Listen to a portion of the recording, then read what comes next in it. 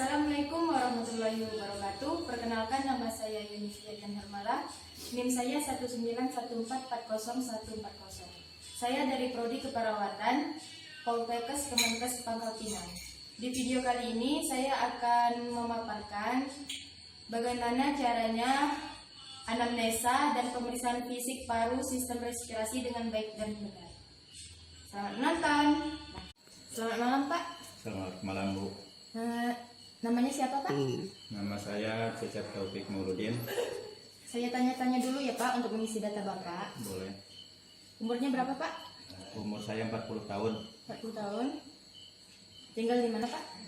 Tinggal di Komplek Kade Mentok. Komplek Kade Mentok. Apakah Bapak sudah berkeluarga? Sudah, Bu. Apa yang jadi masalah Bapak sehingga datang ke dokter? Saya sesak napas, kadang hilang, kadang timbul. Kapan sesak napas itu mulai Bapak rasakan? Sesak napas saya itu saya rasakan pada saat badan saya kerasa dingin. Apakah Bapak ada alergi makanan atau debu? Tidak ada, Bu. Sudah sering ya berobat ke dokter? Sudah pernah, cuma ke dokter puskesmas. Oh, cuma berobat jalan gitu? Iya. Selain Bapak, apakah ada anggota keluarga Bapak yang memiliki riwayat penyakit yang sama seperti Bapak? Ada ibu saya. Obat yang biasa dipakai Bapak itu apa? Obat semprot hirup. Oh, sudah lama juga? Sudah lama juga. Sejak SMA. Kerja apa sekarang Bapak? Buruh harian. Buruh harian. Barangkali untuk melengkapi keterangan penyakit Bapak saya periksa dulu ya. Boleh, silakan. Silakan Bapak duduk di bed pasien, bajunya dilepas ya Pak. Ya, boleh.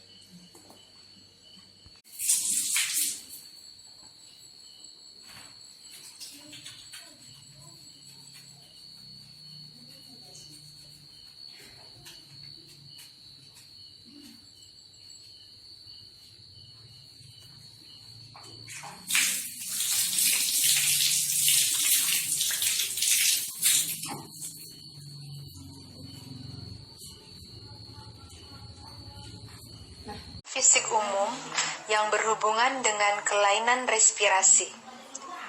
Pemeriksaan ini untuk melihat beberapa kelainan di organ lain yang berhubungan dengan sistem respirasi. Pemeriksaan konjungtiva dan sklera.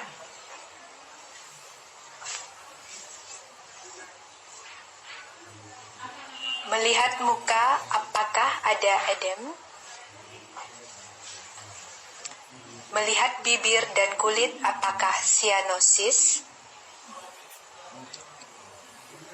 Memeriksa kelenjar getah bening leher, supraklavikula, dan infraklavikula.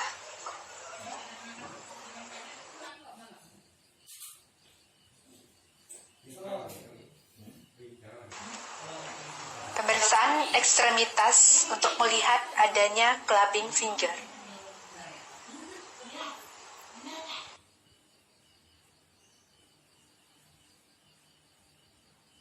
Inspeksi.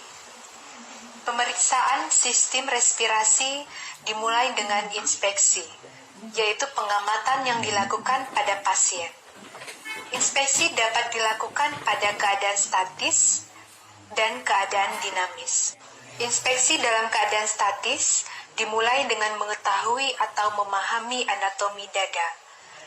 Pertama, tentukan bentuk dada. Diameter antero-posterior dan lateral. Seterusnya lihat apakah bentuknya simetris atau tidak. Bentuk dada yang asimetris dapat disebabkan oleh kelainan pada struktur tulang atau isi rongga dada. Perhatikan apakah sela iga sama antara sisi kanan dan sisi kiri. Kita juga harus melihat adanya kelainan bentuk dada yang bisa ditemukan, seperti pigeon chest, funnel chest, flat chest, barrel chest, unilateral flattening, atau unilateral prominence. Selain itu, kita juga melihat kelainan di dinding dada. Apakah terdapat tumor, sikatrik atau parut, atau venektasi.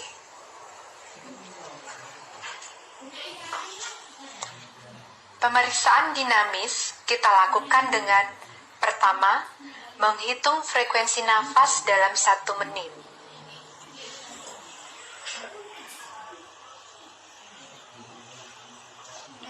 Menilai apakah ada pola pernafasan abnormal seperti Kussmaul, asthmatic breathing, Cheyenne-Stokes, atau Bayer. Ketiga, menilai apakah ada otot-otot bantu pernafasan yang bekerja. 4. Menilai apakah pergerakan dinding dada kanan dan kiri simetris.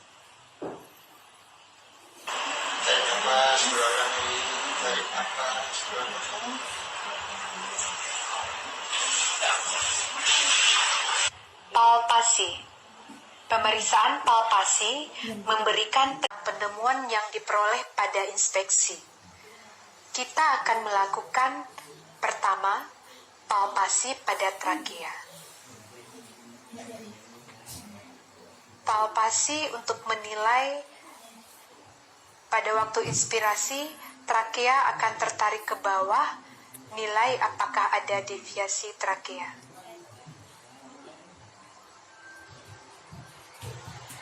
Kedua, palpasi umum dinding dada untuk menilai adanya krepitasi, nyeri tekan, atau tumor.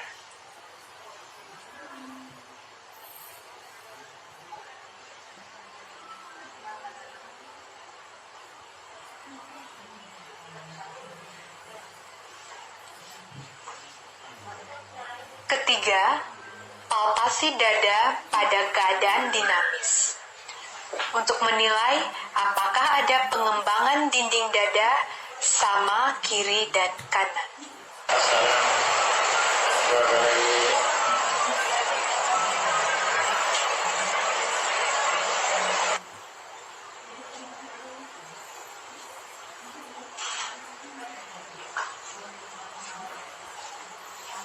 Keempat, pemeriksaan taktil fremitus.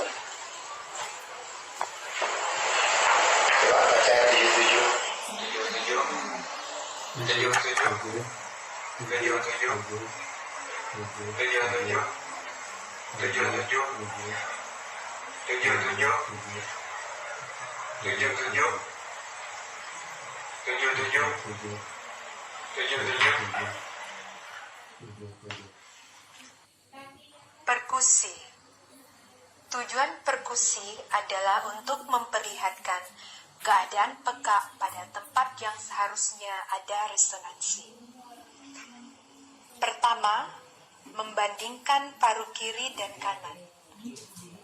Secara normal akan terdengar bunyi sonor. Menentukan batas jantung kiri.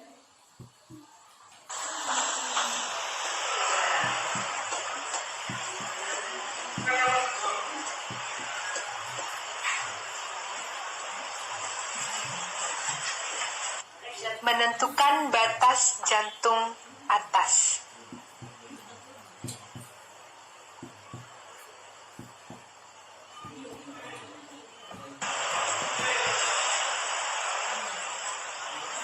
Menentukan batas paru kanan dan hati.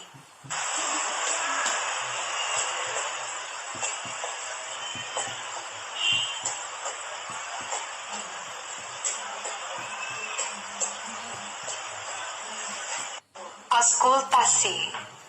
Pemeriksaan auskultasi dilakukan secara tidak langsung dengan menggunakan stetoskop.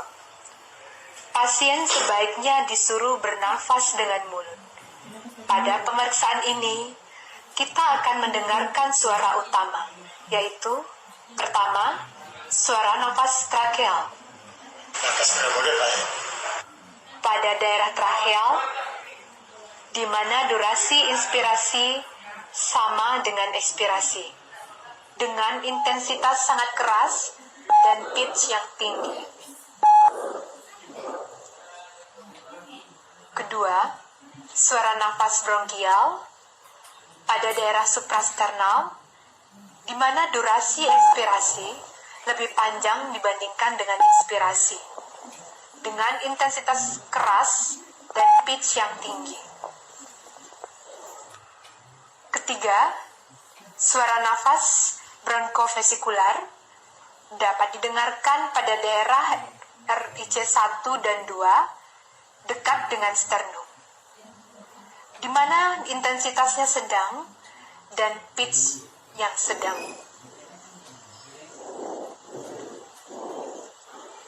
Keempat, suara nafas vesikular hampir di seluruh lapangan paru, di mana durasi suara inspirasi lebih panjang. Intensitasnya sangat lunak dengan pitch rendah.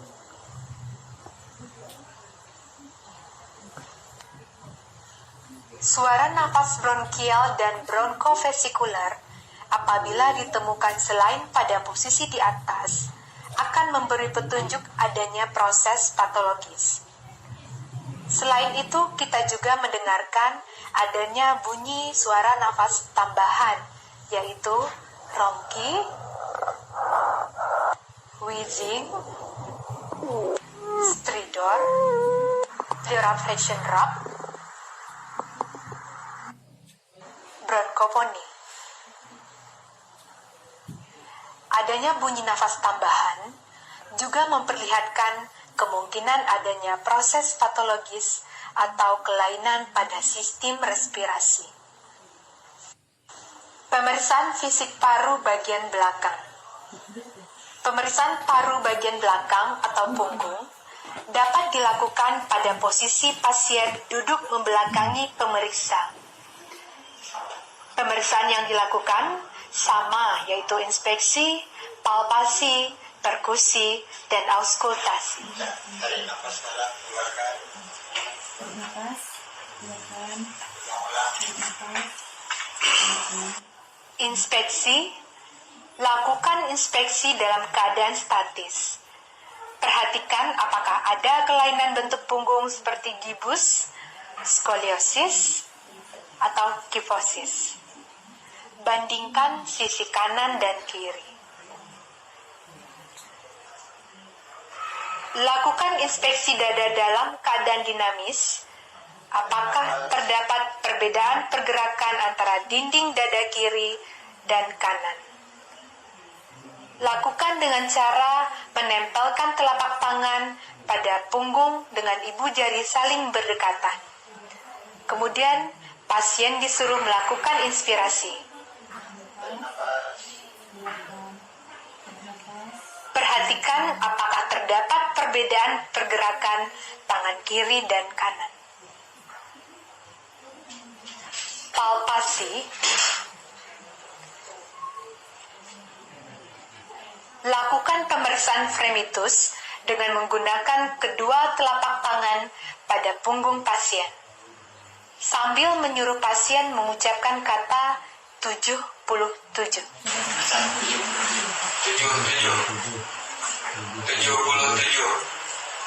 Dilakukan mulai dari bagian atas sepanjang garis skapula sampai pinggir bawah iga. 77. Bandingkan hasil pemeriksaan kiri dan kanan. 77.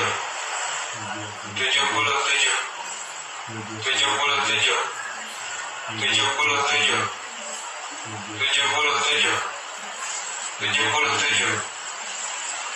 Perkusi. Lakukan pemeriksaan perkusi mulai dari bagian atas dada, bergantian antara kiri dan kanan, sampai ke arkus costarum.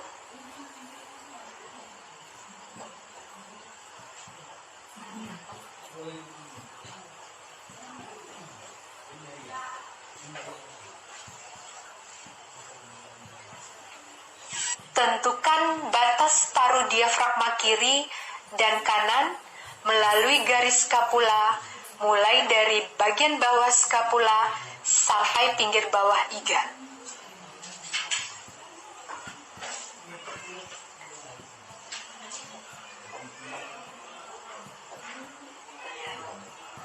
Tentukan batas peranjakan diafragma kiri dan kanan. Dalam. Dalam kita.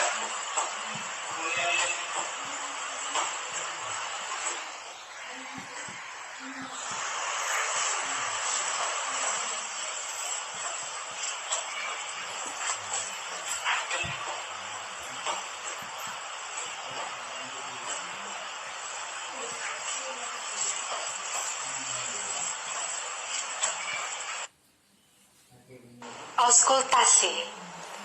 Lakukan pemeriksaan auskultasi. Pada kondisi normal, bunyi bronkofesikuler didengarkan di daerah interskapula, dan bunyi vesikuler dapat didengar pada seluruh lapangan paru.